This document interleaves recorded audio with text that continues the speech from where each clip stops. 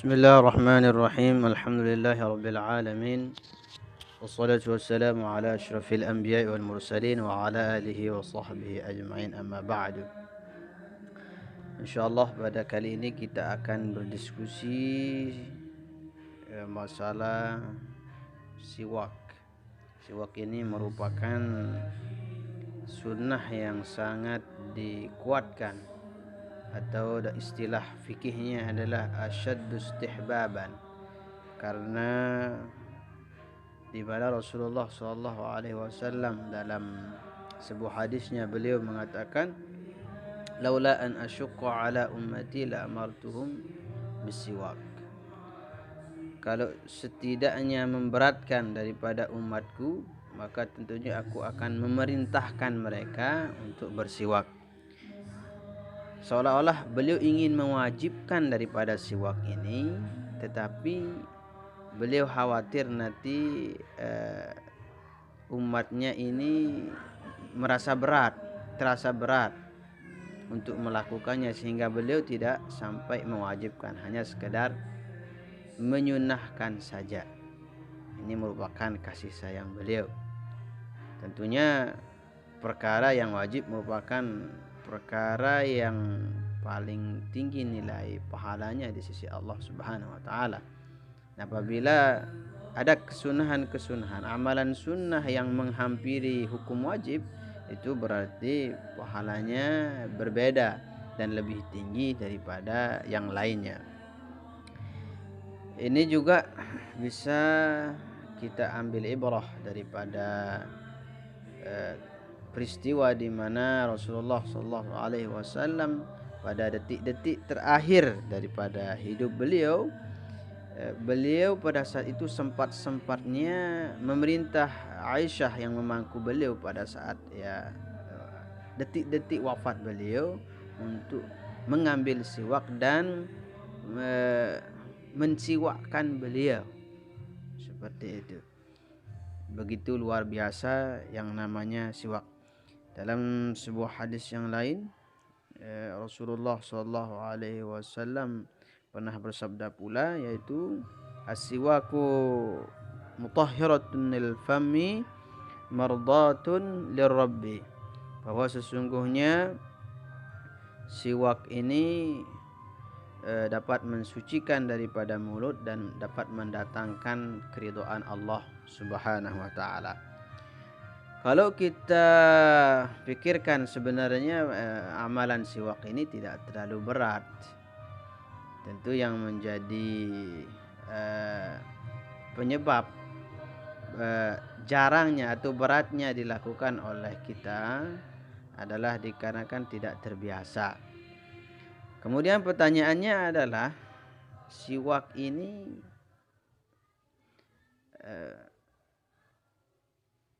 bagaimana caranya? Bagaimana cara bersiwak yang benar? Apa sajakah alat-alat yang digunakan untuk bersiwak? Pada syogianya, pada intinya adalah siwak ini adalah amalan atau toharah yang dimana diistilahkan untuk membersihkan gigi.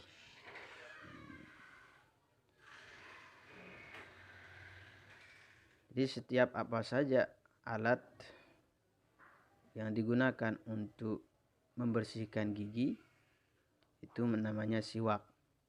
Setiap orang yang dia melakukan pekerjaan dalam rangka membersihkan gigi, maka dia dikatakan bersiwak. Tentu di zaman Rasulullah SAW alat yang digunakan untuk bersiwak adalah kayu yang ujungnya dilembutkan kemudian dipakai untuk bersiwak. Adapun pada zaman sekarang ini alat bersiwak itu adalah sikat gigi. Walaupun ada sebagian ulama yang tetap menyunahkan bahwasanya yang paling afdal untuk digunakan untuk bersiwak adalah kayu erok namanya. Tapi terlepas dari itu semua, setiap apa saja yang dipakai untuk membersihkan gigi, maka dikatakan siwak. Maka untuk mendapatkan fadilah-fadilah siwak ini ada hal-hal yang perlu diperhatikan. Yang pertama, ketika bersiwak, seyogyanya kita yang bersiwak ini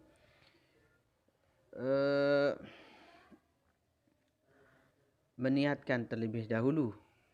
Jadi ketika kita sikat gigi, kita seharusnya untuk berniat sikat gigi dalam rangka siwak karena Allah Subhanahu wa taala, sehingga nanti sikat gigi yang kita lakukan atau pekerjaan kegiatan sikat gigi, pembersihan gigi ini dapat nilai ibadah di sisi Allah Subhanahu wa taala. Kemudian ada beberapa waktu yang sangat-sangat disunahkan untuk bersiwak. Kita tahu ya siwak ini disunahkan setiap waktu, tapi ada 3 waktu yang ditekankan, dianjurkan untuk jangan sampai kita ketinggalan di dalam bersiwak. Yang pertama adalah inda taghayyuril fami, yakni ketika berubah bau mulut.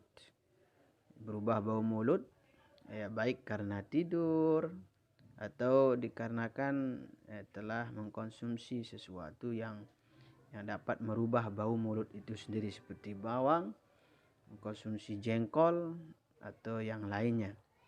Ketika berubah bau mulut maka disunahkan untuk bersiwak. Yang kedua adalah disunahkan kita bersiwak ketika kita hendak membaca Al-Quran atau melakukan ibadah-ibadah mahdhah lainnya, yang membaca Al-Quran, yang berdiri untuk melaksanakan salat dan yang lainnya. Makanya dalam hadis yang tadi itu ada lanjutannya, yaitu laula an asyqa ala ummati la amartuhum bisiwak fi kulli wudu'in. Jadi kalau setidaknya memberatkan pada umatku, maka aku akan benar-benar memerintahkan mereka untuk bersiwak dalam setiap wudu'nya. Dalam riwayat fi kulli salatin, dalam setiap salatnya. Maka ketika kita melakukan amal baik, amal ibadah mahdhah, baca Quran, berwudu, kemudian berhaji, berihram, atau solat fardu maupun solat sunnah, atau sebelum puasa misalnya, maka disunahkan kita untuk melakukan siwak. Kemudian selanjutnya apa kira-kira manfaat, faedah bersiwak? Dalam sebuah kitab ada satu ulama yang merangkum daripada fadilah-fadilah kalau orang istiqomah di dalam bersiwak. Yang pertama adalah membersihkan mulut. Tentunya kalau bersiwak ya gigi akan menjadi bersih, putih seperti itu. Kemudian bau mulut akan hilang. Yang kedua adalah diridhai oleh Allah Subhanahu wa taala sesuai dengan dalil yang tadi, yaitu mardatul lirabbi. Ya, dapat mendatangkan keridhaan Allah Subhanahu wa taala. Kemudian termasuk faedahnya adalah dapat meratakan punggung. Ini kalau orang yang rajin bersiwak, insyaallah walaupun dia lanjut usia mungkin punggungnya akan rata, artinya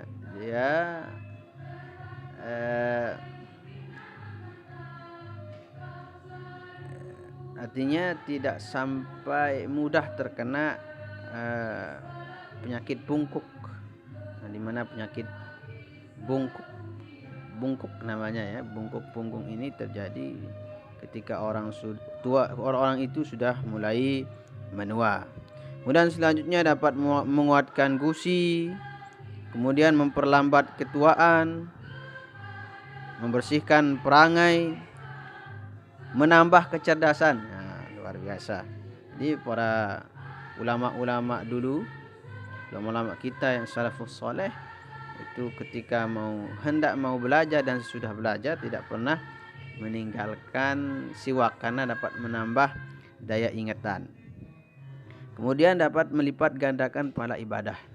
Dalam suatu hadis Rasulullah sallallahu alaihi wasallam, ya, jadi perbedaan antara orang yang bersiwak kemudian melaksanakan ibadah dan antara orang yang tidak melakukan siwak adalah sekitar 70 kali lipat. Jadi orang sholat 70 kali tanpa siwak sama artinya dia sholat 1 kali dengan pakai siwak. Jadi nilai ibadah kalau pakai siwak adalah sampai 70 kali lipat. Kemudian selanjutnya dapat mempermudah sakaratul maut dan menjalaninya secara rutin, berfaedah mengingatkan akan syahadat saat ajal tiba. Jadi beliau di sini memasukkan faedah siwak itu antara lain adalah bagi orang yang senantiasa menjaga siwaknya, insyaallah dia akan mati dalam keadaan husnul khatimah. Ya, sebagaimana Rasulullah pada akhir wafat beliau meminta untuk dapat mempermudah kematian, artinya tidak menyulitkan, karena kita tahu sakaratul maut adalah masalah besar. Sakaratul maut adalah keadaan yang sulit, yang dimana saat itu sekujur tubuh kita ketika pencabutan ruh itu akan merasakan sakit seperti itu. Nah, untuk memudahkan keluarnya sakaratul maut,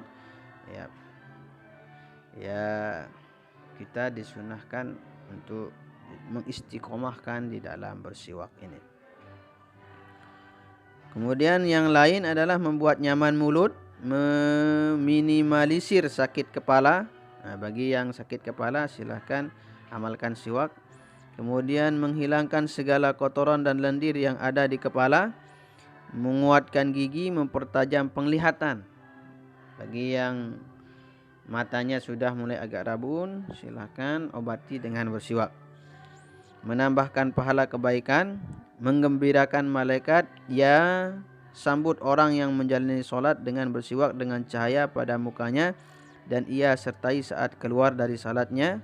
Kemudian menerima buku catatan amal saat di akhirat dengan tangan kanan, menghilangkan penyakit kusta, membuat harta berkembang, luar biasa, membuat banyak keturunan, menjadi penghibur saat dalam kuburnya, membuat rupa malaikat maut saat ajalnya tiba dengan rupa yang baik. Ini adalah fadilah-fadilah yang dilangkum